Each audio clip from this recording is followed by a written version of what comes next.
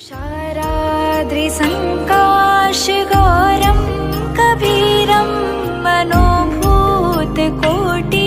प्रभाश्रीशरीरं स्फुरन्मौलिकल्लोलिनी चारुगङ्गा लसत्फालबालेन्दुकण्ठे भुजङ्गा. A warm welcome to all the devotees on Raksha Sutra English. We are going to narrate wonderful holy stories to all the devotees from the book Miracles of Love by Ramdas ji, an exclusive devotee of Maharaj ji. Please listen carefully, all the devotees. In Bareilly, Maharaj ji said to come to the situation in the morning to meet him. There was a large flood and I thought Maharaj ji won't come, but I will go to the station anyway. Maharaj ji came, however, and the first thing he said was, "You were thinking I couldn't come because of the flood." If I would think to myself that a fellow devotee was less of a saint than he thought himself to be, Maharaj ji would immediately ask me, "So and so isn't as much of a saint as he thinks he is he?" I told my wife I didn't want to go see Maharaj ji because he would only say to take prasad and go, but she insisted. That day he didn't ask me to go. I hadn't taken food, but he let me stay until 11 p.m. As everyone stood up, Maharaj ji said, "From today don't tell anyone. I don't allow you to sit here." I was sitting there praying for an opportunity to get away from the satsang, to do some sadhana. Sadhana means spiritual practice. When Maharaj ji said, "Go to Nepal," I turned out that my visa had expired the day before. Sometimes you would be sitting behind him and he would appear unconcerned with you. Then some thought would arise in your mind and he would answer you directly or make some gesture or say something to someone else that would be an answer to the thought. Sometimes he would be in the room with you, talking seriously, and in mid-sentence he would turn around, open the window, and begin to talk to another person outside about what was on his mind. Maharaj ji could give you a whole teaching just in a glance. You would be sitting there, going through some incredible suffering in your mind.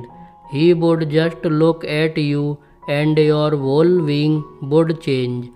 I don't know if he was actually doing anything or whether it was just the way he looked at you, but you knew that the universe was right and that you were taken care of. At other times you would be going off on some mental tangent when with just the slightest glance from Maharaj ji you would be totally demolished. A husband and wife tell the following story. Husband: I was working in Calcutta in the smallpox program. It was one of those times when I was having a tiny pang of remorse. I went through the streets of Calcutta and I saw all the beggars, thought about their suffering, and as usual got into my argument with God about suffering. "It's really not necessary," I kept telling him.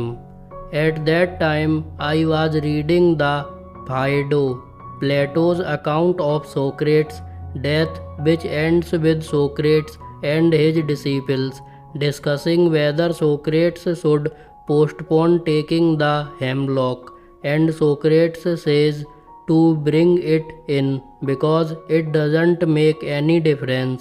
The disciples are all crying and he tells them, "Listen, there are only two possibilities. Either there is something after death or there is nothing after death. If there is nothing after death, then thank God, at last I am going to get a good sleep. And if there is something after death, then at least I have the chance of having a good conversation. Then they brought the hemlock, which he took and died. So I reasoned that if Socrates, in all his wisdom at the time of his death, didn't know the nature of life, then I really shouldn't feel so despondent that a simple soul like me didn't understand. Thus I was consoled. By at the same time, my husband was in Calcutta. I was in Delhi looking for Maharaj Ji. We finally found him at the home of the Burmans in New Delhi. This was his last visit to New Delhi before he left his body. We were sitting with him in the afternoon on the same day he had arrived.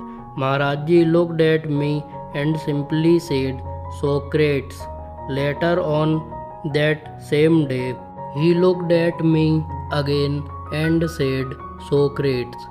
I discussed this with the devotees accompanying me, trying to figure out what he had meant. Perhaps it was that I looked or thought like Socrates, but we couldn't quite figure it out. My husband came home from Calcutta, and after telling him that I had seen Maharaj Ji, I said, You know, he said the strangest thing to me, and we still don't understand what it means. He looked at me and called me Socrates. What do you think it means? Then my husband told me what he would be thinking, and we figured out that it was exactly the same day my husband just described. Dada said, mind reading and telling the future and knowing who was coming and so forth. Such things were always happening around Maharaj Ji. There was nothing special about them. This awesome capability of knowing the human mind allowed Maharaj Ji not only to know the thoughts and acts of others, but to be able to enter into the mind of another person and bring about change from within. Maharaj Ji once told me, the key to the mind is in my hand, and I can turn it in any direction. Key to the mind section is long, so further stories will be narrated to all devotees in next episode. To listen the wonderful holy stories of Maharaj Ji, please like, share, subscribe the channel, and don't forget to ring the bell icon. Write in the comment box Jai Neem Karoli Baba Ji Maharaj and Jai Ramdas Ji.